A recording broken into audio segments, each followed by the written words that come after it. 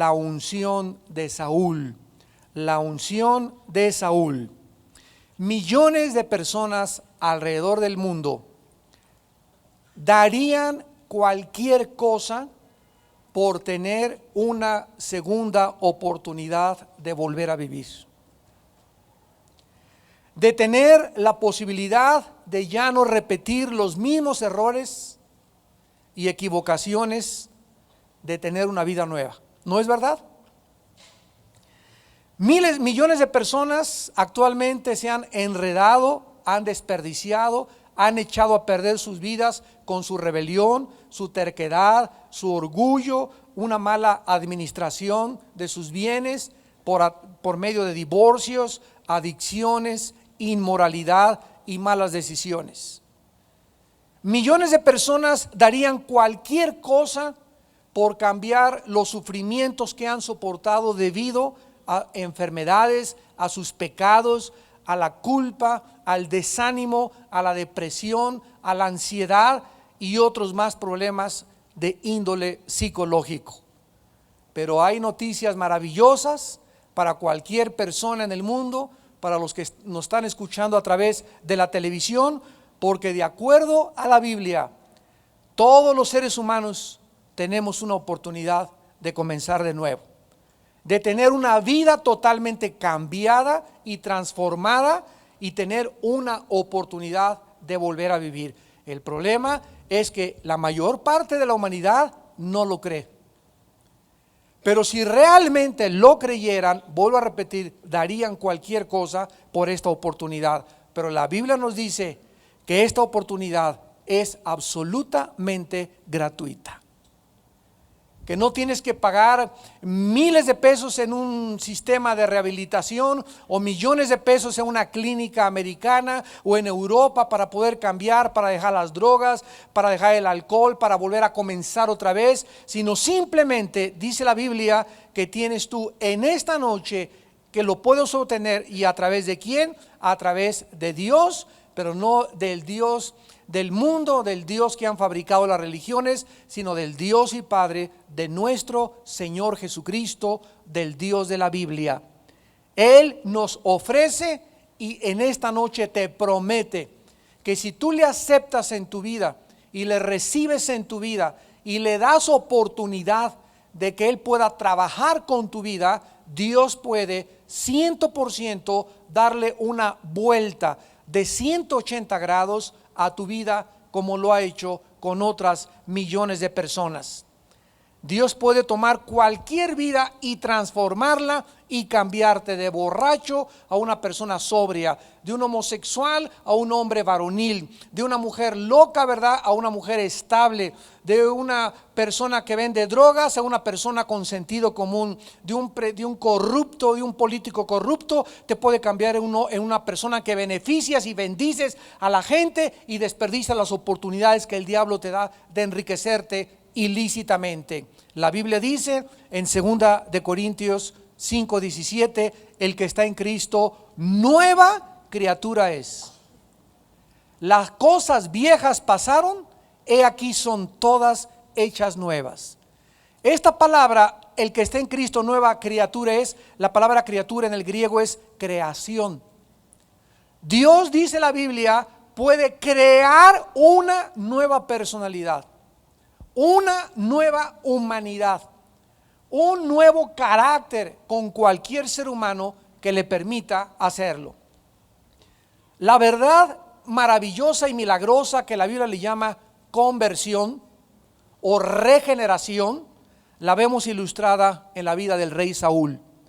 Dios toma a Saúl y lo transforma, lo cambia, lo voltea, le da la media vuelta en una nueva persona y le levanta para que él pueda ser el príncipe, el dirigente, el capitán de la heredad de su pueblo Israel. En el versículo 1 del primer libro de Samuel, vemos que entonces, después de que ya en la conferencia anterior estudiamos de qué forma Samuel se encuentra providencialmente con Saúl, cómo arregla providencialmente Dios todas las circunstancias para que Saúl y Samuel se encuentren y Samuel le pueda comenzar a decir: tú eres el que Dios ha escogido para rey en Israel. Para resumir la clase pasada, resumimos que cuando Dios trabaja con una persona, porque tú quieres tener tu novia y quieres buscar con quién casarte, y tú no tienes que andar ansioso, ¿dónde la voy a buscar? Ella ir a las fiestas y de iglesia en iglesia. Si tú te centras en el estudio de la palabra y vives una vida santa, Dios providencialmente ya está trabajando con una muchacha que sabe perfectamente bien a quién se la va a traer y por qué te la va a traer a ti. Porque eres una persona que agradas a Dios. Y al que agrada a Dios, dice la Biblia, Dios le da todo, absolutamente lo que le dio a sus siervos del Antiguo Testamento. Entonces, cuando Dios trabaja con una persona, trabaja paralelamente siempre con otra persona. Hay una persona que está: mi negocio, y cómo le voy a hacer, y no duermo, y estoy buscando doble turno para poder tener más ingresos. Pero si tú le das a Dios tu corazón y te centras en la palabra y eres honesto en tu negocio, ya Dios está trabajando por otro lado para mandarte clientes, está mandando para mandarte bendiciones, está mandando para que tú hagas negocios. Todo Dios nos lo da por añadidura. Buscad primeramente el reino de Dios y todas las demás cosas Dios nos las da por añadidura. En otras palabras, Cristo baja del cielo a la tierra y nos da una orden. Y nos dice: no quiero que por nada estén afanados. Por nada estén afanados. No quiero que te acuestes con preocupaciones. No quiero que estés: y ahora ¿de dónde voy a sacar el dinero? ¿Y de dónde va a llegar la ofrenda? ¿Y de dónde llegar para mi moto? ¿Y para la escuela de mis niños? ¿Y para mi viaje? ¿Y para Acapulco? Etcétera, etcétera. Porque esto no es lo que Dios anhela para nuestra vida. Dios quiere que nosotros confiemos en Él y que nos acostemos como niñitos recién nacidos. El bebé recién nacido lo acuestas y le da su papa, y abre los ojos y otra vez la papa, y mientras él tenga satisfechas su necesidad de su leche, está dormido y no está no se levanta en la madrugada. ¿Y habrá pollo para en la tarde? ¿Se imaginan a un bebé así, no? Oye, mamá, ¿y tienes para darme de comer mañana? Y dijo Cristo que fuéramos como niños, si no, no íbamos a poder entrar al reino de Dios. Y no hay cosa que más le agrada a Dios. No hay cosa que con lo que tengamos más contento al Padre que con nuestra fe, que significa nuestra confianza en creer que Él puede hacer las cosas mucho más abundantemente de lo que le pedimos o entendemos. Porque sin fe es imposible agradar a Dios. ¿Quieres tener contento a Dios? ¿Quieres que Dios esté realmente dispuesto? Como dice mi hijo: papá, ¿con qué te puedo tener contento? Tenme contento obedeciéndome y creyendo, ¿verdad?, que yo soy suficiente para ti. Entonces no puede llegar mi hijo a las 8 de la mañana: papá, ¿tienes dinero en el banco para que nos des de comer mañana? Él no se va a preocupar por eso. Él se acuesta y hay cornflakes y a ver cómo le hacemos nosotros, pero el problema es de nosotros, no de los hijos. Y es lo que quiere Dios que entendamos, que el problema es de Él y no de nosotros. Él pelea nuestras batallas, Él lucha por nosotros, Él nos sostiene, Él provee mucho más abundantemente y Él hace todo paralelamente para que podamos nosotros descansar en Él. Entonces, ya que trabajaron paralelamente en la vida de Saúl y de Samuel, y Dios los puso juntos para que comenzara Saúl a entender que Él era el rey de Israel, en el versículo 1 del capítulo 10, que inicia así nuestro estudio: tomando entonces Samuel una redoma de aceite. Un momentito. A los reyes no se les ungía con una redoma, se les ungía con un cuerno. Y si vemos la unción de David, David fue ungido con un cuerno, porque el cuerno en la Biblia significa poder. Y desde el momento en el que Samuel toma una redoma o una jícara para vaciar aceite sobre la unción de Saúl, nos damos cuenta desde ese momento que no era el hombre escogido por Dios. Lo tenía que hacer porque Dios se los prometió y porque le satisfizo sus caprichos a la nación de Israel, como lo hemos visto y lo confirmaremos en esta noche.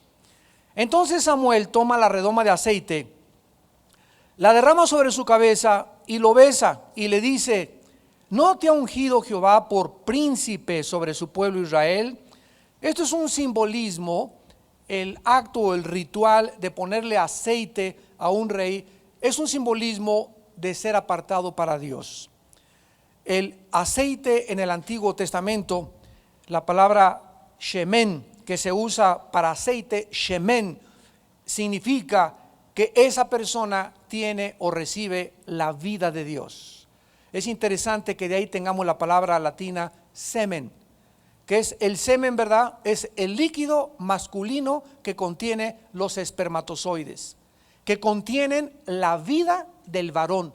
A través de ese semen se une un solo esperma con el óvulo de una mujer y viene la fertilización y el producto humano. Entonces es interesante que la palabra aceite tenga su origen en la palabra semen, o más bien la palabra semen tenga su origen en la palabra hebrea shemen, que se tradujo aceite. Esta es la primera vez en la Biblia, esta es la primera vez en la Biblia en la que una persona es ungida, aparte de Aarón y los objetos sagrados. Veamos en el libro de Levítico capítulo 8, rápidamente, Levítico capítulo 8, versículos del 10 al 11. ¿Cómo ungía Dios antes de ungir al rey Saúl? Las cosas que dijimos que significaba la unción: apartamiento o separación. Dice Levítico 8, versículo 10 al 12: y tomó Moisés el aceite de la unción. Estaban íntimamente ligados la unción con el aceite. Y en el Nuevo Testamento nadie puede tener la unción sin tener al Espíritu Santo, porque es el Espíritu Santo el que nos ungió, sígame con cuidado, una sola vez. Los que hemos recibido a Cristo como nuestro Señor y Salvador tenemos una sola unción. Primera de Juan 2, 18, 20 y 21. Y vosotros tenéis la unción del Santo y permanece en vosotros. Ahora, esta unción es más fresca cuando le entrego más de mi vida al Espíritu Santo, pero yo ya no recibo más del Espíritu Santo porque ya tengo al Espíritu Santo dentro de mí. Estoy sellado por el Espíritu Santo. Entonces, cuando estamos buscando, Señor, úngeme, o quiero otra unción más fresca, estamos pidiéndole a Dios: mándame otro espíritu, o que tu espíritu vuelva a venir sobre mi vida de una manera más fresca. Y es al contrario: Padre, te entrego yo de manera más fresca para que el Espíritu Santo que ya me ungió pueda usar mi vida de una manera más fresca. Pero ya no nos puede Dios seguir ungiendo siempre. Tenemos una sola unción hasta el momento en que Cristo regrese por nosotros. Y perdemos nosotros la unción o la frescura del Espíritu Santo cuando nosotros comenzamos a vivir en pecado o fuera de la voluntad de Dios. La unción la tenemos, pero la unción ya no es activa dentro de nosotros. Esa es la grande diferencia. Tomó Moisés el aceite de la unción y ungió el tabernáculo y todas las cosas que estaban en él, y las santificó. ¿Qué hizo Moisés?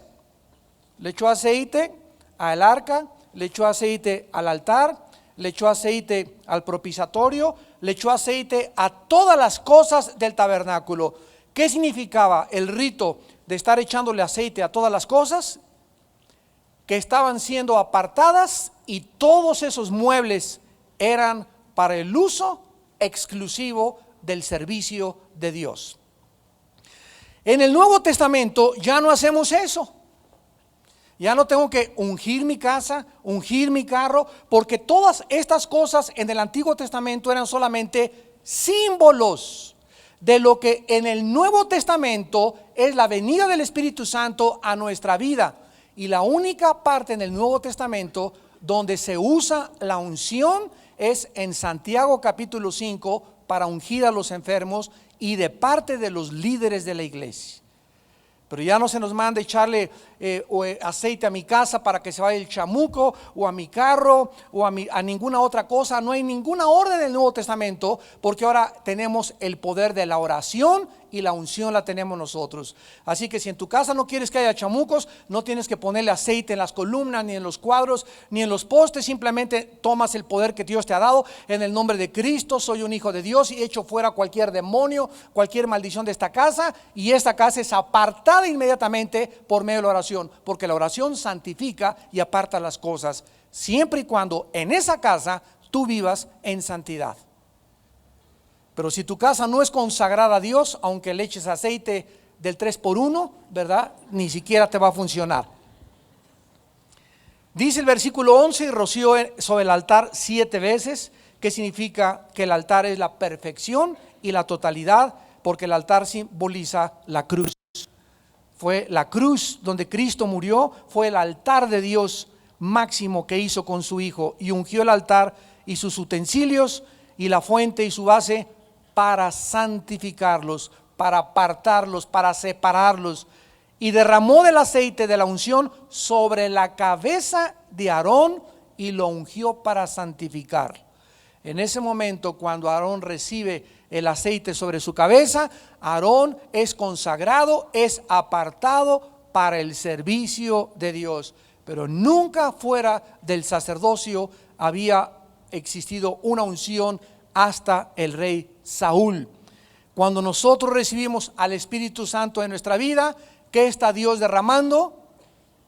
¿Verdad? La unción, que significa que estamos siendo apartados, separados para su uso, para su servicio, para vivir una vida diferente a las vidas de tus amigos, de tu compadre, de tus amigas de la escuela.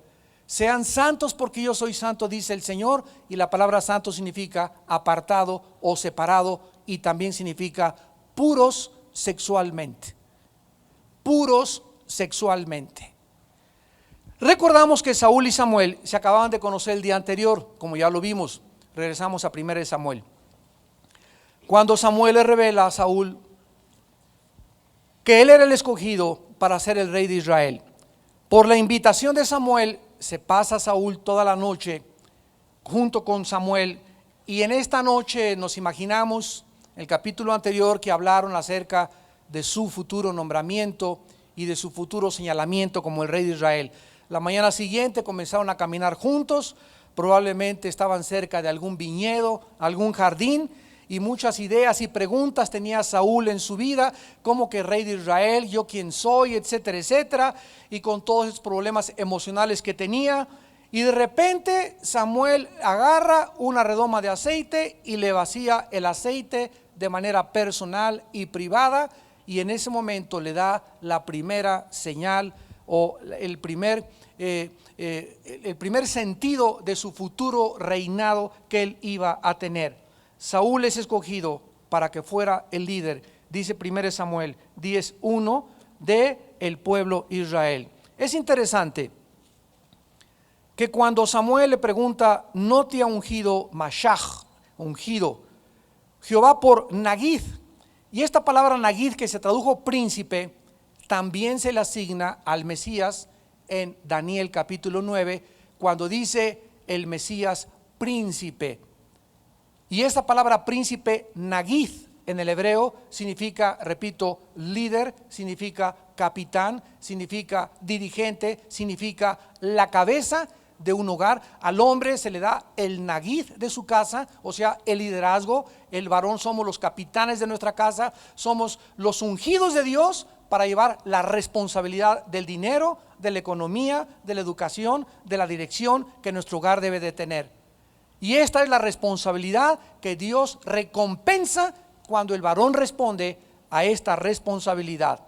La herencia de Dios es su pueblo Israel y la tierra prometida. Y al ungir a Saúl, Saúl le asegura que Dios, sin lugar a dudas, le está diciendo: tú eres el futuro rey dirigente de mi pueblo. Ahora, de los versículos del 2 al 8 de 1 Samuel 10, se le dan 4 señales a Saúl, milagrosas. Él no supo en el capítulo anterior que estudiamos que cuando se encontró con las doncellas formaban parte del plan de Dios. Recordamos la providencia de Dios. Él nos supo en el capítulo anterior que cuando llegó cuando Saúl venía subiendo la loma y Samuel venía bajando para ir a la adoración, él no sabía que ese encuentro no era fortuito, no era accidental, no era coincidencial, sino que formaba parte del plan de Dios, que él conociera y que se encontrara en ese lugar, en ese momento, a ese hombre de Dios. Y así es como vimos la clase pasada, que Dios trabaja en nuestras vidas. Dios se encarga cuando hacemos su voluntad y cuando estamos confiando en Él, de ponernos y sincronizarnos, eslabonarnos, poder compaginar con ministerios, con iglesias, con personas que vayan de acuerdo a nuestro pensar, que lleven la misma dirección, el mismo espíritu, el mismo objetivo. Y todas esas gentes que siguen la misma ola y el mismo espíritu, Dios se encarga de ponerlas juntas, de eslabonarnos y de unirnos en un mismo sentir, en una misma mente. 4 señales Dios le da a Saúl ahora milagrosas para confirmar que él era el escogido de Dios. Y estas 4 señales iban a sucederle a Saúl en el mismo día. Una vez que estas señales sucedieran o acontecieran en la vida de Saúl, iban a ayudar a Saúl para que Saúl ya no tuviera absolutamente ninguna duda de que esto que estaba pasando era milagroso y que no había nadie más que la mano de Dios que estaba haciendo que sucedieran estas cosas que a continuación vamos a explicar, para que él supiera ya definitivamente que él era el escogido de Dios para la nación Israel. La primera señal se encuentra en el versículo 2. Le dice Samuel: hoy, después de que te hayas apartado de mí, hallarás 2 hombres junto al sepulcro de Raquel, en el territorio de Benjamín, en Selsa, los cuales te dirán: las asnas que habías ido a buscar se han hallado, tu padre ha dejado ya de inquietarse por las asnas y está afligido por ustedes, diciendo: ¿qué haré acerca de mi hijo? La primera señal era la siguiente. Le dice Samuel: mientras tú, Saúl, te regreses a tu casa, te vas a encontrar no con 3, no con 4, no con 1, te vas a encontrar con 2 hombres. Y que estos hombres, aparte de que te los encuentres, y tienen que ser 2, te van a decir estas palabras: oye, los burros y las asnas que tú andas buscando ya las encontraron. Ya no tienes ningún problema, pero tu papá está preocupado de que tú regreses a casa. Este encuentro, además, no solamente iba a ser con 2 hombres y lo que los hombres le iban a decir a Saúl, sino que este encuentro también iba a ser en un lugar especial, junto al sepulcro de Raquel. No aquí en la esquina, no en Walmart, no aquí arriba de la calle, sino exactamente en la esquina, en las calles y en el punto geográfico exacto donde el profeta le estaba diciendo que se iba a encontrar con estas personas. Y además los hombres le iban a informar que su padre ya no estaba preocupado. Recordemos que este evento aún no tomaba lugar y que Samuel estaba prediciendo algo que todavía no había sucedido, con todos los detalles posibles y exactos que nadie más que Dios lo puede hacer. Vean ustedes la exactitud de las profecías. Número 1, le profetiza la cantidad de personas con la que se iba a encontrar: 2 hombres. Número 2, el lugar donde los encontraría, junto a un sepulcro, y no cualquiera, sino junto a la tumba de Raquel. Número 3, las cosas que estos hombres le dirían acerca de las asnas y la actitud de preocupación que su padre tenía de él. Y así encontramos esto en toda la Biblia. Damas y caballeros, estudiantes de profecía, cuando Jesucristo vino al mundo hace 2000 años, miles de años de anticipación, los profetas dijeron dónde iban a ser Belén Efrata, para ser la más pequeña de las aldeas de Judá. ¿Quién iba a ser su madre? Iba a ser una virgen. Algo incongruente y lógico, como una virgen, si tiene un hijo, pues ya no es virgen. ¿No es verdad? Pero se profetizó que iba a ser virgen la madre, o sea, iba contra toda lógica y toda razón humana, y así fue exactamente. Se profetizó cómo iba a crecer, dónde iba a vivir, cuál iba a ser su ministerio, cómo iba a ser rechazado, quiénes lo iban a rechazar, cuándo lo iban a rechazar, qué iba a pasar en su muerte, qué iba a pasar en la cruz. Las palabras que iba a decir en la cruz están en el Salmo 22, lo que iba a pasar después de la cruz, lo que iba a pasar después de su resurrección, por qué iba a resucitar, y todas estas profecías dentro de la ley matemática de las probabilidades, señores matemáticos y científicos. Existe la probabilidad de 10 a la 12ª potencia para que se haya cumplido por accidente o por coincidencia o por una cosa circunstancial. Jamás cuando nació Buda, en ningún libro, ni el Tripitaka, ni nada, que iban a ser el gordito y que iba a salirse de su palacio, nada se dice absolutamente. Cuando nació Mahatma Gandhi no hay ninguna profecía. Cuando nació Mahoma, el fundador del Corán de los musulmanes, no hay ni una sola profecía en el Corán, absolutamente de nada cuando iban a ser, quién iba a ser, cómo iban a ser, dónde iba a ser exactamente. El único personaje en la historia del cual se dan infinidad de detalles y de cosas proféticas para que nosotros sepamos que la Biblia es un libro inspirado de Dios, es en la persona del Hijo de Dios, de Jesucristo.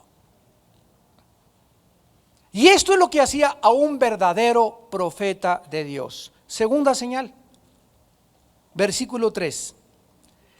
Y luego que de allí sigas más adelante, increíble, ¿no? Cómo le comienza a mencionar detalle por detalle de todas las cosas que ese día le iban a suceder. Y luego que sigas allí, cuando te salgas de Walmart, inmediatamente que salgas de Plaza Satélite y llegues a la esquina de Walmart, te saldrán al encuentro 3 hombres que suben a Dios en Betel, llevando uno 3 cabritos, otro 3 tortas y el tercero una vasija de vino. O sea, no solamente se iba a encontrar a 2 hombres que le iban a decir que sus burras habían sido encontradas en un lugar geográfico, sino que después de eso iba a seguir caminando y se iba a encontrar ahora con 3 hombres. Y uno de los 3 hombres iba a traer 3 cabritos, el otro hombre iba a traer 3 tortas o 3 pedazos de pan, y el tercer hombre iba a traer una vasija de vino. Y además, estos hombres le iban a dar un pan, 2 panes, el que traía 3 panes, y él tenía que aceptarlos. ¿Cuántos detalles le da Samuel a Saúl para que cuando suceda esto diga: Dios mío, me pasó esto y esto y esto? Y cada paso que estaba dando Saúl, estaba Saúl descubriendo ¿qué cosa? Que algo estaba predestinado en su vida, que algo estaba ya absolutamente calculado y que lo que estaba viviendo era algo que él no sabía, pero que una persona se lo estaba diciendo, y esa persona que se lo estaba diciendo tenía que ser solamente un profeta de Dios, porque había una ley en los profetas que se tenía que cumplir para que fuera de Dios el 100% de la profecía. Si un profeta anunciaba algo, y como Jim Dixon, que profetizó cuando el presidente Kennedy en Dallas en los 60 fue asesinado, 2 semanas antes esta mujer Jim Dixon habló a un periódico y les dijo: veo sangre en Dallas este día. Y fue cuando mataron a Kennedy. Ella se hizo muy famosa, ella no era cristiana, pero se hizo muy famosa porque dijeron: no, esta es profeta. Y entonces ella continuó profetizando, y el 85% de las profecías que ella dio el siguiente año, el 85% no se cumplieron. Entonces nos damos cuenta que el diablo de vez en cuando usa, ¿verdad?, circunstancialmente a personas, también como algunas profecías de Nostradamus, de Walter Mercado, tu padrino, etcétera, etcétera, que se cumplen, se podría decir, ¿verdad?, de chiripada, etcétera, etcétera. Pero para que un profeta sea de Dios, como las profecías que nos da la Biblia son: esto va a pasar a esta hora, en este lugar, bajo estos acontecimientos, y nos damos cuenta, ¿verdad?, que en la ley de las probabilidades no puede existir absolutamente 1% de equivocación. Porque si un profeta decía algo con tantos detalles y un solo detalle no se cumplía, Dios dijo que muriera a pedradas, que era un falso profeta. En esta segunda señal se le vuelve a predecir el lugar exacto donde se debe encontrar con estos varones. Dice el versículo 3: en la encina de Tabor. También se le predice lo que estos varones iban a llevar. Ya lo vimos: 1, 3 cabritos, el otro 3 panes o 3 tortas y el otro solamente una vasija de vino. Pero además se le predice que lo iban a saludar y que al conocerlo le iban a ofrecer 2 tortas de pan, las cuales él tenía que aceptar, y Saúl estaba aceptando cuando le dieran estos panes que realmente él era el legítimo rey de Israel. La tercera señal la encontramos en el versículo 5 y le dice Samuel a continuación: y después de esto, qué bárbaro, ¿no? Llegarás al collado de Dios, donde está la guarnición de los filisteos, y cuando entres allá en la ciudad encontrarás una compañía de profetas que descienden del lugar alto, y delante de ellos salterio, pandero, flauta y arpa, y ellos profetizando. Entonces el Espíritu de Jehová vendrá sobre ti con poder, y profetizarás con ellos, y serás mudado. O en la palabra habhak en el hebreo es convertido, o se te dará una media vuelta en tu humanidad. Mientras Saúl continuaba regresando a su casa, se iba a encontrar en tercer lugar con una procesión de profetas que regresaban a adorar a Dios. Y delante de ellos iba a haber músicos, no iba a haber burros, iba a haber una banda de músicos con salterios, con diferentes instrumentos y además profetizando. Esto tendría lugar en el collado de Dios, en la guarnición de los filisteos. Obviamente sabemos por los libros de Primera y Segunda de Reyes que en estos tiempos de corrupción de los profetas y en los tiempos de los jueces se necesitó que se estableciera una escuela de profetas, y comenzó Dios a entrenarlos en las escuelas para combatir la corrupción y la forma en la que se levantaron tantos falsos profetas en la nación de Israel. Esta escuela de profetas era un grupo de personas selectas que enviaba Dios por todo Israel, proclamando la palabra de Dios y llamando al pueblo al arrepentimiento para que renovaran su pacto con Dios. Obviamente que todas estas cosas que comenzaron a sucederle a Saúl le comenzaron a convencer: realmente Samuel, el hombre que me está diciendo todas estas cosas, viene de parte de Dios. Y la cuarta y última señal en el versículo 6. Dice la Biblia: entonces el Espíritu de Jehová vendrá sobre ti con poder, y profetizarás y serás mudado en otro hombre. También Saúl, Dios le dice que la cuarta señal sería cuando el Espíritu de Dios viniera a su vida y él fuera transformado en otro hombre. Una vez que estas señales se cumplieran, dice el versículo 7, haz lo que te viniere a la mano, porque Dios está contigo. Observemos la forma en la que Dios trabaja con nosotros. Una vez que tú no tengas dudas de que Dios está contigo y que eres cambiado en otra persona, ahí Dios te va a soltar. Versículo 7. Cuando te hayan sucedido estas señales, haz lo que te viniere a la mano, porque Dios está contigo. En el momento en que el Espíritu Santo entra a nuestra vida, Dios sigue respetando nuestro libre albedrío.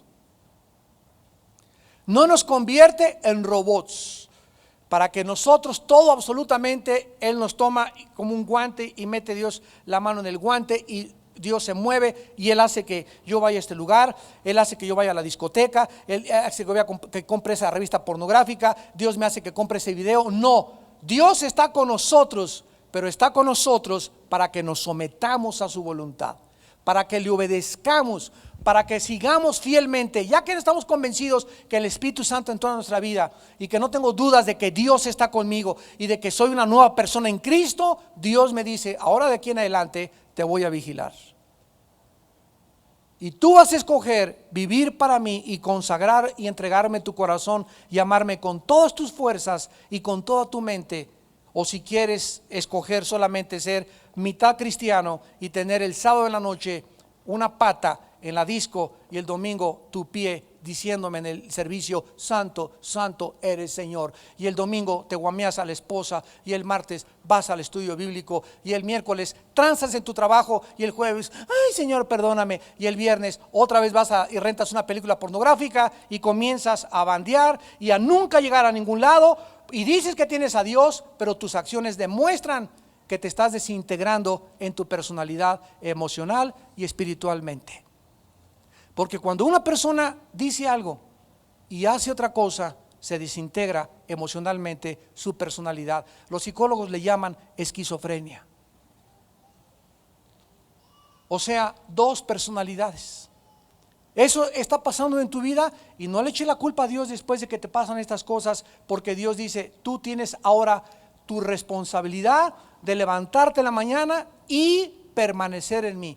Si tú permaneces en mí, Juan 15, yo permanezco en ti, y pídeme lo que quieras,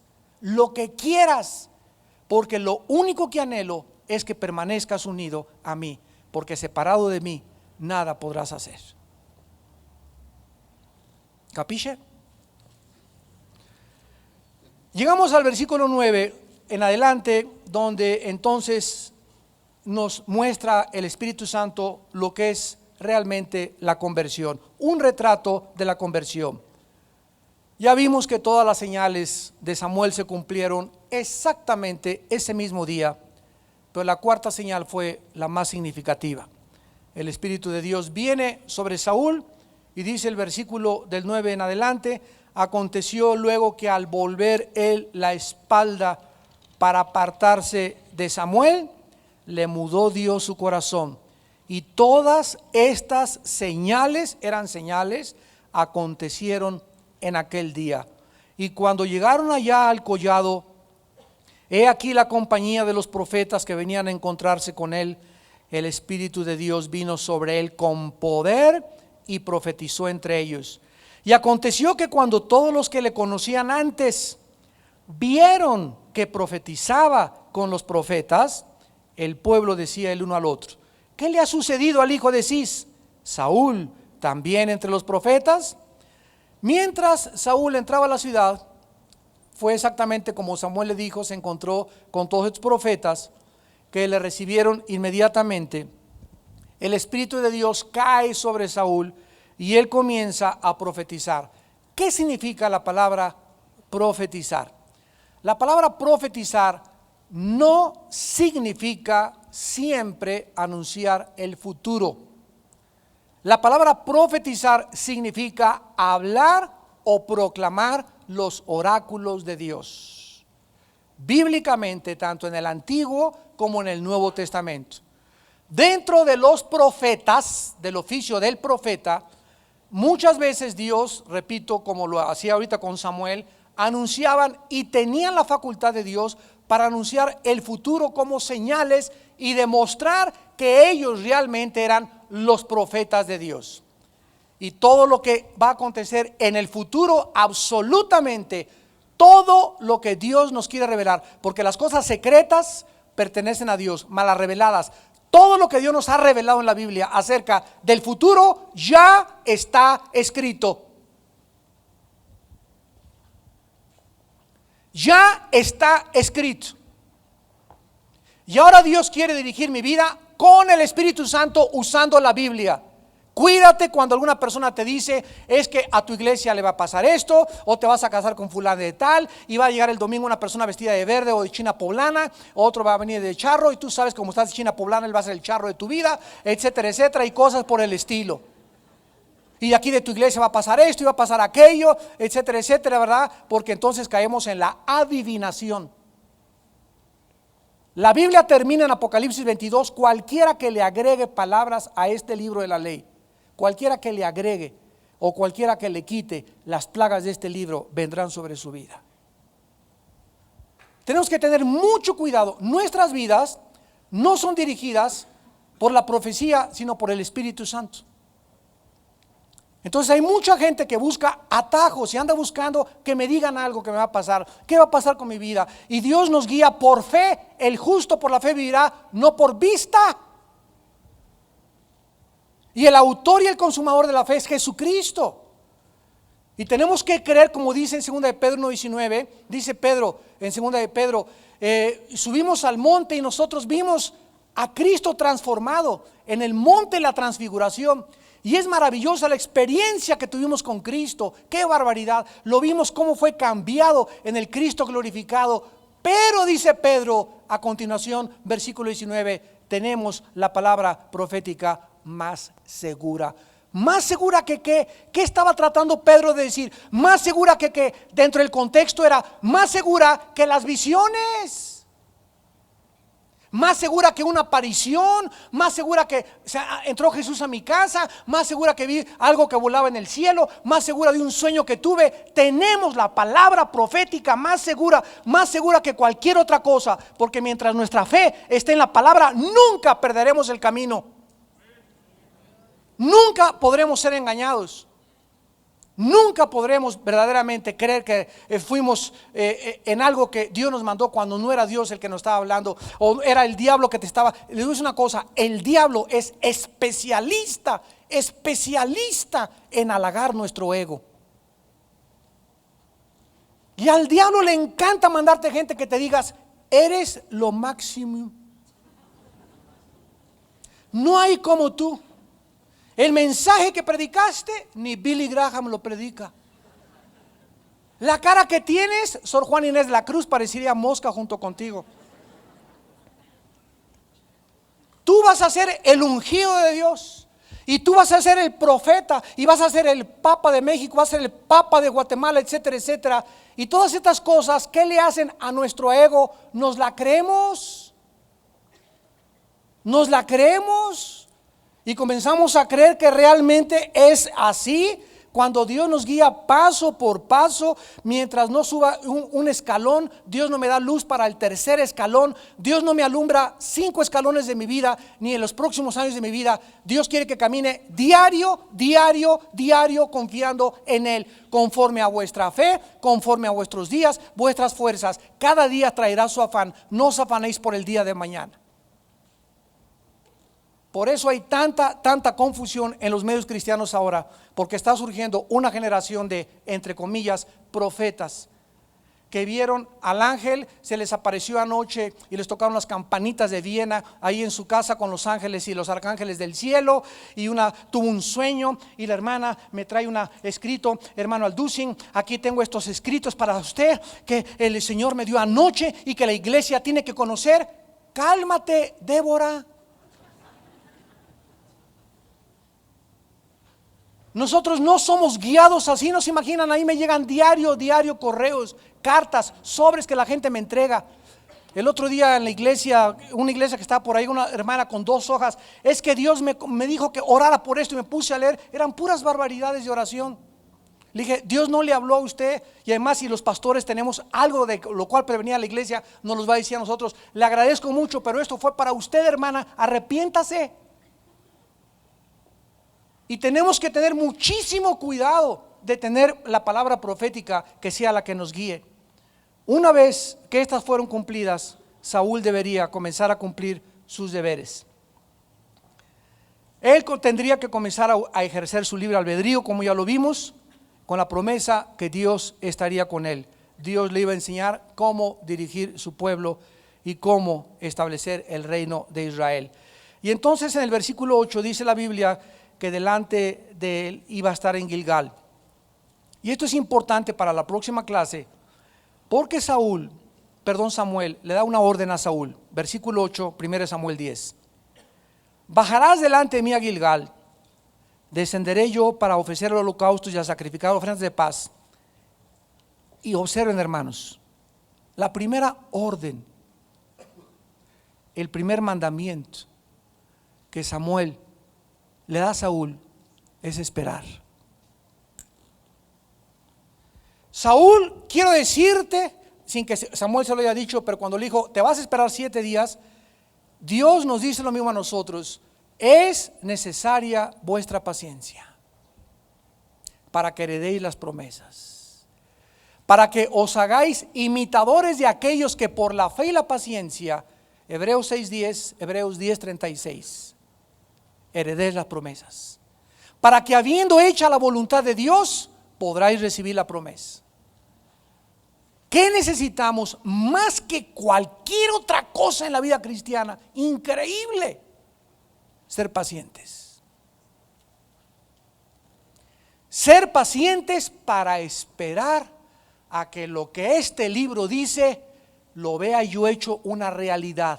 Pero como dice Hebreos 10:36, para que una vez que haga la voluntad de Dios reciba la promesa. O sea, sabemos que dice Efesios 1:3 que Dios nos ha bendecido con toda bendición espiritual en los cielos. O sea, no hay ninguna bendición que yo ya no tenga, ni que tú tampoco tengas. Las tenemos todas y están todas en el cielo, en los lugares celestiales, y las tenemos que bajar. Dios te promete, y es una bendición, que te va a traer una muchacha a tu vida, un hombre para tu vida, que te va a prosperar, que vas a hacer esto, pero tú necesitas primero, antes de que Dios te dé ese cheque y lo cobres y te lo haga efectivo Dios, necesitas primero que Dios vea que estás haciendo su voluntad.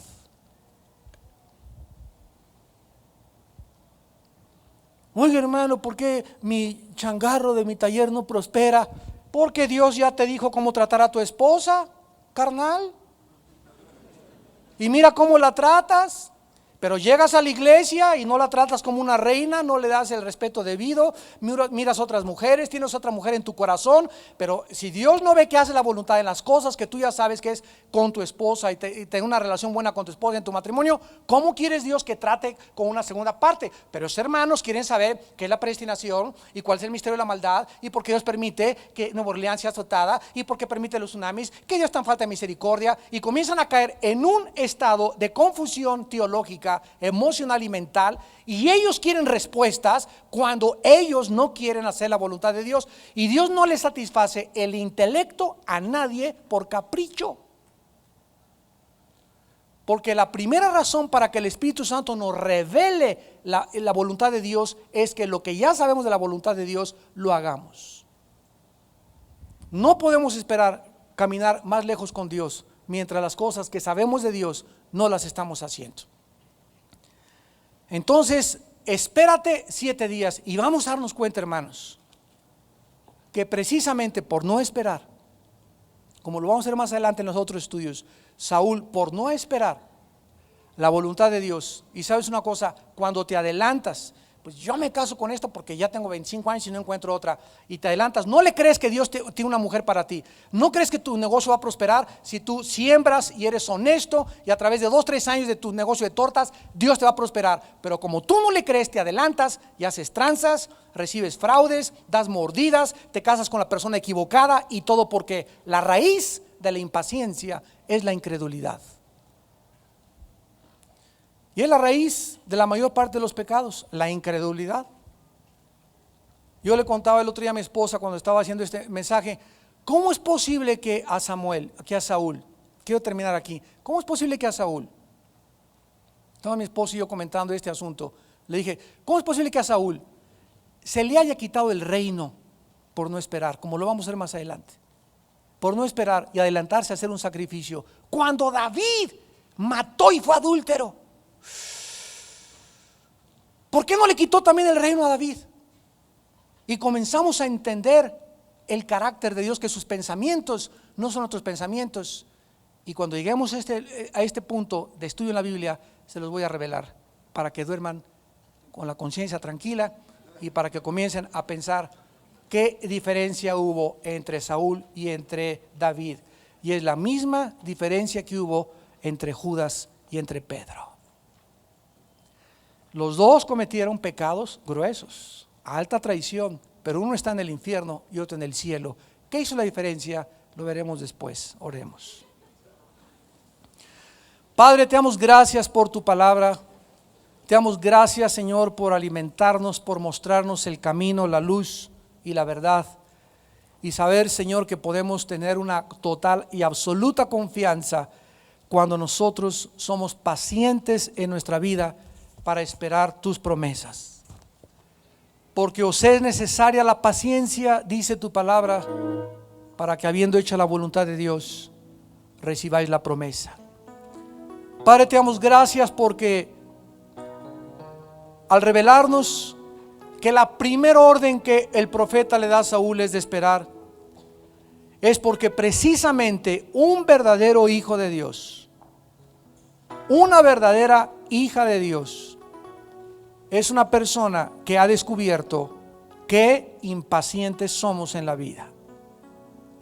Es la impaciencia la que nos lleva a tomar decisiones atolondradas, decisiones de las cuales después nos lamentamos, decisiones precipitadas, imprudentes, porque verdaderamente la raíz de nuestro corazón es que no te creemos. Que no te creemos. Y es tomar el asunto en nuestras propias manos. Y cuando tomamos las cosas en nuestras propias manos, sin esperar tu tiempo, tu intervención, cometeremos errores tan graves como el que cometió Abraham. Y ahí lo dejas plasmado en las páginas de la Biblia, que una nación entera fue perdida por una decisión de un hombre que se metió con la sirvienta por no esperar el tiempo del embarazo de su esposa. Oh Dios, por todos lados nos das cuenta y nos enseñas, Señor, que la paciencia significa soportar las pruebas, soportar lo que la vida nos depara sin murmurar, sin quejarnos, sabiendo que tú estás al control y que de esta prueba tú nos tienes que sacar, y que es necesaria esta prueba, porque la única forma de que la paciencia se desarrolle es mediante las tribulaciones. Así lo dice tu palabra en Romanos 5:3, las tribulaciones producen paciencia. Amados santos de Dios que me escuchan en esta noche y que nos ven también por la televisión, ¿estás tú atravesando alguna prueba, alguna tribulación, algún sufrimiento en tu vida? Algo que dices, ya no aguanto. La Biblia dice, tú necesitas manifestar esta certeza hasta el fin para plena certeza de la esperanza. No desmayes, no te desanimes, sigue aguantando, sigue soportando bajo la poderosa mano de Dios, porque Él te va a dar gracia y Él te va a exaltar en su tiempo. Pero esta prueba, a través de la cual atravesamos y aguantamos y soportamos, está desarrollando en nosotros paciencia. Gracias, Señor, te damos, porque necesitamos imitar a Jesús para que haya en nosotros ese sentir que hubo en Él. En esta noche hay muchas personas, ustedes que nos ven también a través de la televisión, que aún no tienen a Jesucristo en su corazón. Tú sabes que por tu impaciencia has tomado decisiones que ahorita estás lamentándote, pero Dios te promete esta noche, te puedo cambiar. Puedo cambiar todo tu matrimonio, todas tus circunstancias, toda tu vida, tu trabajo, si tú en este momento me rindes tu vida, me entregas tu vida con todo tu corazón y crees que yo soy Dios, que morí en una cruz para pagar por tus pecados y que derramé mi sangre para poder limpiarte y darte el perdón de tus pecados. Si alguna persona en esta noche quiere invitar a Jesucristo a su vida por primera vez y creerle a Dios el testimonio que nos ha dado acerca de su Hijo Jesucristo, ahí desde tu lugar dile estas palabras: Señor mío y Dios mío, te pido perdón por mis pecados. Te pido perdón por todas las equivocaciones y errores que he cometido en mi vida, por mi impaciencia, por mi ignorancia. Ahora creo que en la cruz tu Hijo pagó por mí. Con su sangre lavó mis pecados. Y yo te pido, Jesús, que en este instante entres a mi vida como mi Señor y mi Salvador. Lávame y conviérteme, muda mi corazón, transfórmame en una nueva criatura y muéstrame tu camino y tu verdad. Gracias por la vida eterna que me das y por el poder que en esta noche, a través de tu unción, depositas en mi vida, a través de tu Espíritu Santo. En el nombre de Jesús, amén.